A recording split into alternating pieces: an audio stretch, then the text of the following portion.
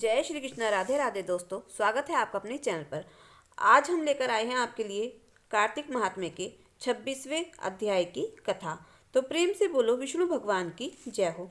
नारद जी ने कहा, देवगणों के ऐसे वचन सुनकर धर्मदत्त ने कहा, सब मनुष्य भगवान विष्णु की प्रसन्नता के लिए विधिवत आराधना, यज्ञ, दान, व्रत, तीर्थ तथा तपस्या आदि करते हैं, किंतु कोई ऐसा सरल उपाय बताइए कि जिसके करने से इन सब का फल प्राप्त हो। गणों ने कहा, हे द्विज श्रेष्ठ, आपका प्रश्न बड़ा श्रेष्ठ है। हम आपको भगवान विष्णु को शीघ्र प्रसन्न करने का उपाय बताते हैं। हम इतिहास सहित प्राचीन वृतांत सुनाते हैं, सावधानी से सुनो। प्राचीन काल में कांचीपुरी में चोल नामक चक्रवर्ती राजा राज्य करता था। उसी के नाम से उसके देश का नाम भी चोल ही प्रसिद्ध था। राजा चोल के राज्य में कोई प्राणी दरिद्र, दुखी, पापी व रोगी न था। यह सब राजा के यज्ञ करने का प्रभाव था। ताम्रपर्णी नदी के दोनों किनारों पर सोने के यज्ञ स्तंभ सुशोभित थे। हे द्विजवर, एक दिन वह राजा भगवान विष्णु के पास गया। भगवान उस समय शेष शैया पर योग निद्रा वश सो रहे थे। राजा ने उनकी मणियों, मोतियों और स्वर्ण के दिव्य फलों फूलों द्वारा पूजा की। वह साष्टांग प्रणाम करके भगवान के चरणों के पास ही बैठ गया। थोड़ी देर के बाद राजा ने अपनी नगरी कांचीपुरी के ब्राह्मण विष्णुदास को वहां आते हुए देखा।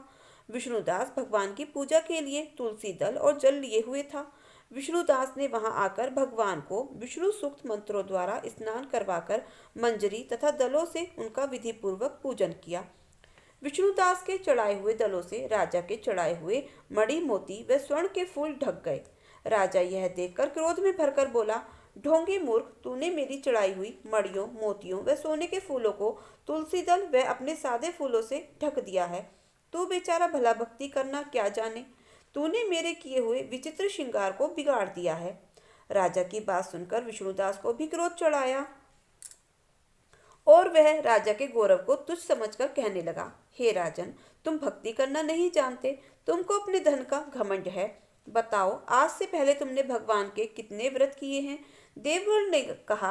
ब्राह्मण के ऐसे वचन सुनकर राजा ने घमंड से हंसकर कहा, हे विप्र, भगवान की भक्ति के अभिमान से यदि तू ऐसी बात कर रहा है तो मैं पूछता हूँ कि तेरे जैसे भिखमंगे ब्राह्मण में भगवान की भक्ति ही कितनी है? क्योंकि तुमने आज तक भगवान की प्रसन्नता के लिए कुछ भी नहीं किया, न तो कोई मंदिर ही बनवाया है, तो तुम भला इस प्रकार की भक्ति का, जैसी कि तुम कर रहे हो, क्या गर्व कर सकते हो? यहाँ जितने भी ब्राह्मण बैठे हैं, मेरी बात को ध्यानपूर्वक सुने और देखें कि भगवान विष्णु के दर्शन मुझे होते हैं या कि उसे। इसके बाद दोनों की भक्ति के संबंध में आप लोग जान लेंगे। देवगण ने कहा। ऐसा कहकर राजा अपने महल में चला गया और वहां जाकर उसने अपने पुरोहित मुदगल को आचार्य बनाकर विष्णु यज्ञ आरंभ किया। उसने उस यज्ञ में अनेकों ऋषि महर्षियों को बुलाया। उनको बहुत सा अनाज और नकदी आदि दक्षिणा दी। जो यज्ञ पहले ब्रह्मा जी ने गया में किया था, वही यज्ञ राजा चोल ने अपनी नगरी चोल में किया। विष्णुदास भी अपने मंदिर में ही रहकर भगवान की प्रसन्नता के लिए व्रत करने लगा। उसने माघ तथा कार्तिक मास के व्रत किए। तुलसी के वन की और एकादशी को भगवान विष्णु के 12 अक्षर मंत्र का जाप किया। वह भगवान को प्रसन्न करने के लिए गीत गाता रहा, वह नृत्य करता रहा, नित्य प्रति व्रत करता, भूमि पर सोता, हर समय भगवान विष्णु का स्मरण करता और सब प्राणियों में समदृष्टि से भगवान को ही देखता था। उसने भगवान को प्रसन्न करने के लिए माघ तथा कार्तिक के व्रत भी किए और उन व्रतों के नियमों का पालन भी किया और उद्यापन भी किया। और इस प्रकार राजा चोल और विष्णुदास द्वारा दोनों को आराधना करते हुए बहुत दिन बीत गए। तो प्रेम से बोलो विष्णु भगवान की जय हो। 26वां अध्याय संपूर्ण हुआ। अब हम आपको सुनाएंगे मंगलवार की कथा। हनुमान जी के मंदिर में एक साहूकारनी रोज जाया करती थी। चूरमा का पिंडी और एक रोटी ले जाती। कहती, कांधे सोटो लाल लंगोटो, हनुमान जी खायो चूरमे और रोटो। मैंने तुम्हें दिया जवानी में, तुम देना मुझे बुढ़ापे में। पूजा करने के बाद घर आई तो बहू बोली, सासू जी, तुम चूरमा और रोटी लेके कहाँ जाया करो हो? तो सासू जी बोली, बालाजी के मंदिर में जाती हूँ। तो वह बोली, मंदिर में तो नहीं जाओ हो। सास कुछ भी नहीं बोली, न खाया न पिया, जाके सो गई। सोते सोते 5 दिन हो गए। हनुमान जी सपने में आए और बोले, तूने तो दिया जवानी में, मैं तुझे देऊँ हूँ बुढ़ापे में। बुढ़िया बोली, आज तो तुम दे रहे हो, रोज कौन देगा? तो हनुमान जी बोले, मैं रोज दे दूंगा। बुढ़िया ने चूरमा खा लिया। बहू के घर में कुछ भी ना रहा, सब चीजों में घाटा हो गया। बहू बोली, सास को देखूं, 7 दिन हो गए, मैंने तो खाने पीने को भी कुछ नहीं दिया। जाके देखा तो सास तो खूब अच्छी हो रही है। बहू बोली, सासू जी, तुम्हें खाने को भी ना दिया, तुम क्या खाती हो? तो सासू बोली, मुझे तो हनुमान जी मीठा मीठा चूरमा देकर जाते हैं, मैं तो वही खाती हूँ। बहू सास के पैरों में गिर पड़ी और बोली, हम तो तुम्हारे भाग का ही खाते हैं, हमारे घर में तो कुछ भी ना रहा, अब आप संभालो। सास रोज चूरमा और रोटी फिर चढ़ाने लग गई। फिर खूब धन हो गया। तो जैसे सास को हनुमान जी ने सब कुछ दिया, वैसे सब किसी को देना। कहते सुनते हुंकारा भरते का। प्रेम से बोलो हनुमान जी महाराज की जय हो। अब हम सुनाएंगे आंवला नवमी की कथा। एक सेठ आंवला नवमी के दिन आंवले के पेड़ के नीचे ब्राह्मणों को भोजन कराया करता था, सोने का दान किया करता था। उसके बेटे को यह सब अच्छा नहीं लगता था।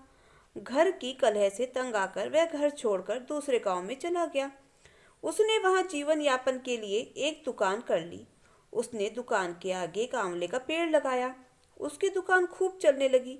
वह यहाँ भी आंवला नवमी का व्रत करने लगा, तो ब्राह्मणों को भोजन तथा दान का कार्यक्रम चालू रखा। बेटों का यह कार्य सारा वो ठप हो गया। उनकी समझ में यह बात आ गई कि हम तो पिताश्री के भाग्य से ही रोटी खाते थे। बेटे अपने पिता के पास गए और अपनी गलती स्वीकार की। पिता की आज्ञा अनुसार वे भी आंवला पेड़ की पूजा करने लगे। उनके यहाँ भी पहले जैसी ही खुशहाली हो गई। काशी नगरी में एक निसंतान धर्मात्मा तथा दानी वैश्य रहता था। एक दिन वैश्य की पत्नी से एक पड़ोसन बोली, यदि तुम किसी पराये लड़के की बलि भैरव के नाम से चढ़ा दो तो तुम्हें पुत्र प्राप्त हो सकता है।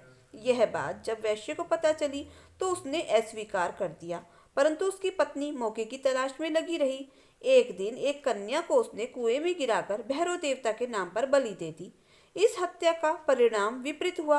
लाभ की जगह उसके बदन में कोढ़ हो गया। लड़की की प्रेतात्मा उसे सताने लगी। वैश्य के पूछने पर उसकी पत्नी ने सारी बात बता दी। इस पर वैश्य कहने लगा, गोवध, ब्राह्मणवध तथा बालवध करने वाले के लिए इस संसार में कहीं जगह नहीं है। इसलिए तू गंगा तट पर जाकर भगवान का भजन कर तथा गंगा में स्नान कर, तभी तो इस कष्ट से छुटकारा पा सकती है। वैश्य पत्नी गंगा किनारे रहने लगी।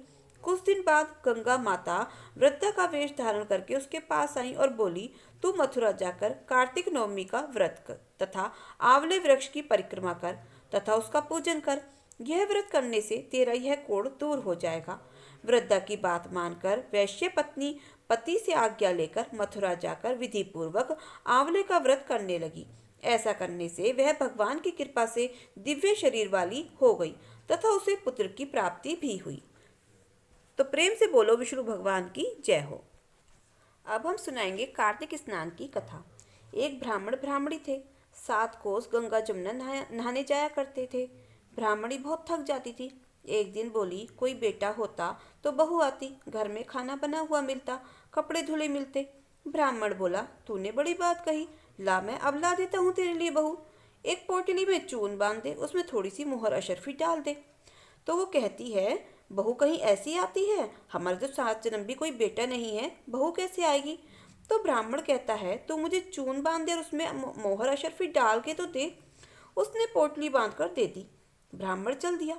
कुछ दूर पर जमुना जी के किनारे लड़कियां अपने अपने मिट्टी के घर बनाकर खेल रही थी। उसमें से एक बोली, मैं तो अपना घर नहीं बिगाड़ती, मुझे तो रहने को चाहिएगा। ब्राह्मण को वही लड़की मन भा गई। अपने मन में सोचने लगा, यही एक समझदार लड़की है। वह उसके पीछे पीछे हो लिया। जब वह घर पहुंची तो बोला, बेटी मैं बहुत भूखा हूँ, अपनी माँ से पूछ ले मेरी 4 रोटी बना देगी क्या? कार्तिक का महीना है, मैं किसी के घर की रोटी नहीं खाता। मेरे पास यह चून है, अपनी माँ को कह दियो कि ये आटा छान लेगी। वो कहने लगी, अच्छी बात है पापा। उसने अपनी माँ से कहा कि माँ बाहर बाबा बैठा है, उसकी रोटी बना दो और आटा छान लेना। उसने आटा छाना तो उसमें से मोहर अशरफियाँ निकली। वह बोली, जिसके आटे में इतनी मोहर अशरफी हैं उसके घर में कितनी होंगी? जब बाबा रोटी खाने बैठा तो उसकी माँ बोली, बाबा तुम लड़के की सगाई करने जा रहे हो। बाबा कहने लगा, मेरा लड़का तो काशी पढ़ने गया हुआ है, अगर तुम कहो तो खंडे कटारे से तुम्हारी लड़की को ब्याह के ले जाऊं। वह बोली, अच्छी बात है बाबा। वो ब्याह कर ले आया। आकर बोला, रामू की माँ किवाड़ खोल, देख मैं तेरे लिए बहू लाया हूँ। तो बुढ़िया क्या कहती है, दुनिया तो बोली ताने मारे है, तू भी मार ले, हमारे तो 7 जन्म भी बेटा नहीं है तो बहू कहाँ से आएगी। तो ब्राह्मण कहता है, ना तू किवाड़ तो खोल के देख। उसने किवाड़ खोल के देखा तो क्या, सामने बहू खड़ी है। सास आदर सत्कार के साथ बहू को अंदर ले आई। बूढ़े बुढ़िया नहाने जाते, बहू सारा काम करती, खाना बनाती, कपड़े धोती, रात को उनके पांव दबाती। इस तरह से बहुत समय निकल गया। सास बोली, बहू चूल्हे की आंच मत बुझने देना और घड़ी का पानी मत खत्म होने देना। एक दिन चूल्हे की आग बुझ गई। भागी भागी बहू पड़ोस में गई। पड़ोसन से बोली, मुझे थोड़ी सी आंच दे दो, मेरे चूल्हे की आंच बुझ गई है, मेरे सास ससुर आते ही होंगे, सुबह 4 बजे के गंगा जमुना नहाने गए हुए हैं। पड़ोसन ने कहा, तू तो बावली है, ये तो तुझे यूं ही उठाकर ले आई है, इनके तो 7 जन्म भी कोई बेटा नहीं है। बहू बोली, ना इनका तो बेटा काशी पढ़ने गया हुआ है। तो वह कहती है, तो तुझे झूठ बोल कर लाए हैं। तो बोली, अब क्या करूं। उसने कहा, जी फूक की रोटी कर दे, अलोनी दाल कर दे, खीर की करछी दाल में, दाल की करछी खीर में कर दे। तो बस उसने ऐसे ही किया। तो पड़ोसन सास कहने लगी, भाई जब खाना परोसा तो खाना ऐसे ही लगा। तो उन्होंने सोचा, भाई से तो पड़ोसन की सीख लग गई। तो उन्होंने कहा, बेटा आज तो दाल अलोनी है। तो बहू कहती है, सासू जी तुम तो आज खा लोगी अलोनी अलोनी दान, कुछ नहीं होगा, लेकिन मुझे तो जीवन भर ही अलोनी रहना है। तो सासू बोली, भाई ये तो पड़ोसन की सीख लग गई अब तो इसे। खैर रात हो गई। अब जब सुबह को फिर वो बहू भागी भागी गई पड़ोस में, बोली अब क्या करूं। तो वो पड़ोसन कहती है, सातों कोठों की चाबी मांग ले। तो जब सास ससुर नहाने जाने लगे तो आगे अड़कर खड़ी हो गई और बोली, बाद में जाना, पहले मुझे सातों कोठों की चाबी दे दो। तो सासू तो मना करने लगी, लेकिन ससुर बोले कि भाई इसे चाबी दे दो, आज भी इसका कल भी इसका, हमारा क्या है, आज मरे कल दूसरा दिन। पीछे से बहू ने कोठे खोल के देखे, किसी में अन्न, किसी में धन, किसी में बर्तन, किसी में कपड़े, अटूट भंडार भरे हुए हैं। 7वां कोठा खोल के देखा, उसमें गणेश, लक्ष्मी, पथवारी, कार्तिकेय, ठाकुर, राई, दामोदर, तुलसा जी का बिरड़ा, 36 करोड़ देवी देवता विराजमान है। गंगा जमुना बह रही है। तिलक लगाए चौकी पर बैठा एक लड़का माला जप रहा है। बोली, भाई तू कौन है। तो वो बोला, लड़का मैं तो तेरा पति हूँ, किवाड़ बंद कर दे, मेरे माँ बाप आएंगे तब खोलियो। अब बहू तो बहुत खुश हो गई। 36 प्रकार के भोजन बनाए, 16 श्रृंगार किया, रांची माची डोले। सास ससुर आए, बड़े प्यार से उनसे बात की, उनके कपड़े धोए, खाना खिलाया। बूढ़ा बोला, बहू तो धन देख के खुश हो गई, राजी हो गई। बहू सास के पैर दबाती जाए और कहती जाए, माँ जी तुम इतनी दूर 12 कोस गंगा जमुना नहाने जाती हो, थक जाती होंगी, तुम घर में ही नहा लिया करो। तो सास बोली, बावली कहीं घर में भी गंगा जमुना बहती है। बहू बोली, हाँ माँ जी, चलो मैं दिखाती हूँ।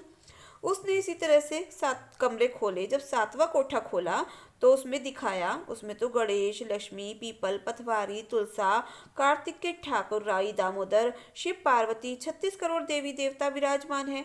गंगा जमुना बह रही है। तिलक थापे लगाए हुए चौकी पर बैठे हुए एक लड़का माला जप रहा है। माँ बोली, तू कौन है। बोला, माँ मैं तो तेरा बेटा हूँ। तो उसने कहा, तू कहाँ से आया। कि मुझे तो कार्तिक देवता ने भेजा है। माँ बोली, बेटा ये दुनिया क्या जानेगी, क्या मानेगा मेरे घर का पति, क्या जानेगी दुरानी जुठानी, क्या जाने अगड़ पड़ोस कि तू मेरा ही बेटा है। उसने पंडित जी से पूछा तो वह बोले, परली पार बहू बेटा खड़े हो, इस पार बुढ़िया खड़ी हो, चाम की अंगिया पहने हो, छाती में से दूध की धार निकले, बेटे की दाढ़ी मूछे भीगे, पवन पानी से गठ जोड़ा बंधे, तो सब जाने ये बुढ़िया का बेटा है। अब उसने ऐसा ही किया।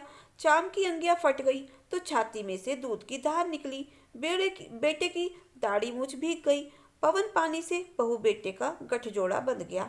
ब्राह्मणी बहुत खुश हुई, हे कार्तिक, मैं ठाकुर, राई, दामोदर, कृष्ण भगवान, जैसे उसे बहू बेटा दिया वैसे सबको देना, जैसे उसकी इच्छा पूरी करी सब किसी की करना। प्रेम से बोलो कार्तिक भगवान की जय हो। अब हम सुनाएंगे विनायक जी की कथा। एक बुढ़िया माई थी, मिट्टी के गणेश जी की पूजा करती थी। रोज बनाए रोज गल जाए। एक सेठ का मकान बन रहा था। तो वो बोली, भाई मेरा पत्थर का गणेश बना दो।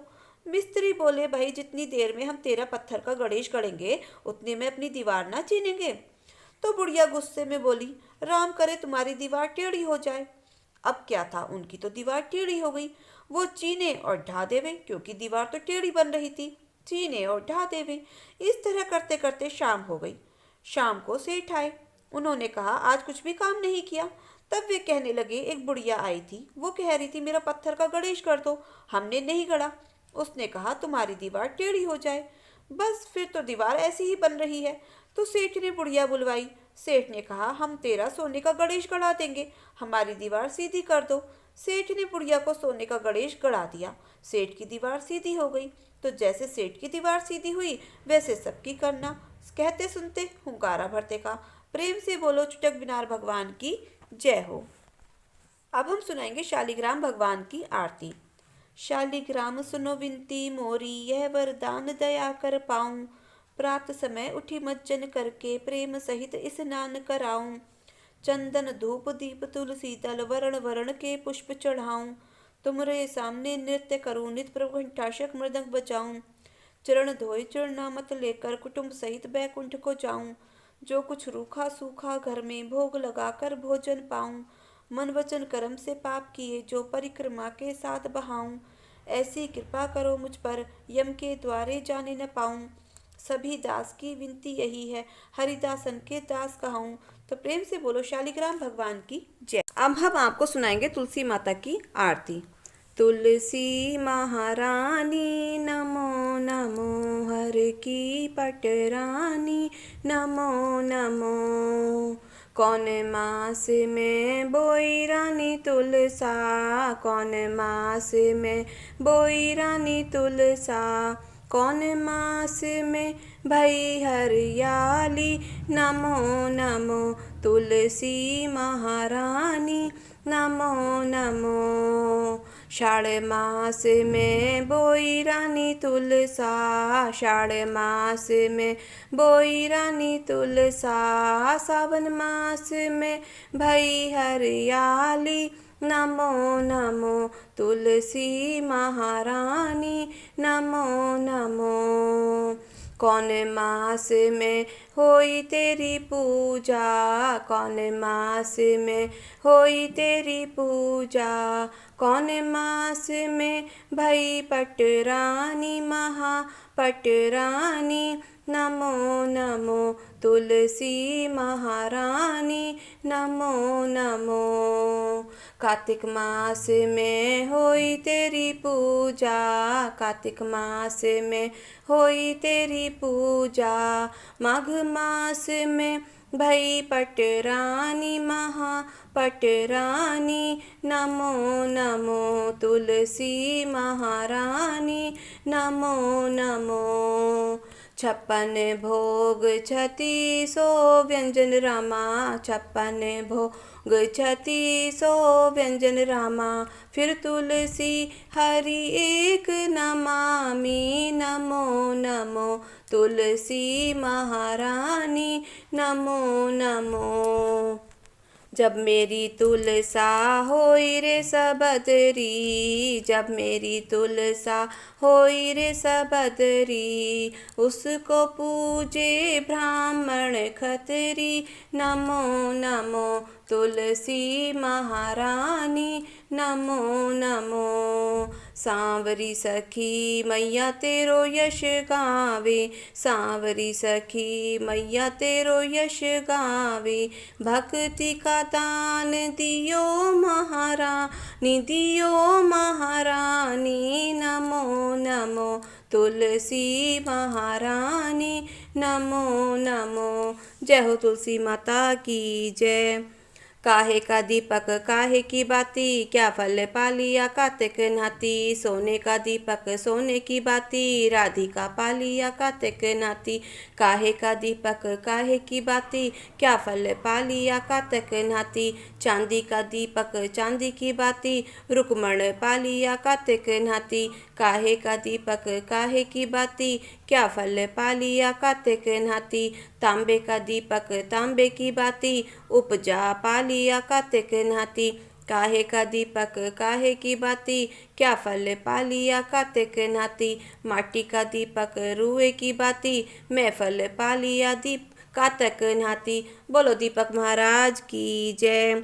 लोटा से तीका तक नहाई, नहाए धोए सरगों में आई, राजा से तीका तक नहाई, नहाए धोए सरगों में आई, बेटों से तीका तक नहाई, पैर पूजे सरगों में आई, बहुओं से तीका तक नहाई, पैर पूजे सरगों में आई, पोतों से तीका तक नहाई, चवड़ ढुले सरगों में आई, धोतों से तीका तक नहाई, चवड़ ढुले सरगों में आई, धियों से तीका तक नहाई, दान करे सरगों में आई, हाथों से तीका तक नहाई, दान करे सरगों में आई, सखियों से तीका तक नहाई, भजन करे सरगों में आई, पैरों से तीका तक नहाई, तीरथ करे सरगों में आई, दीवाले तू आला बाला, तेरे कारण हो निष्ठाला, जो मैं बालू ऐसा दिवला, दिवला बालू 30 दिन, लीपू घर का चौतरा, लंबी भुजा पसार, मांगे देंगे मोती, देंगे देंगे कृष्ण मुरार। बोलो लोटे महाराज की जय। दोस्तों, अगर आपको हमारी ये आरतियाँ अच्छी लगी हों तो प्लीज़ प्लीज़ वीडियो को लाइक शेयर और सब्सक्राइब अवश्य करें। अपना प्यार अपना सहयोग अवश्य दें। मिलते हैं फिर नई कथा कहानी नई आरतियों के साथ। धन्यवाद।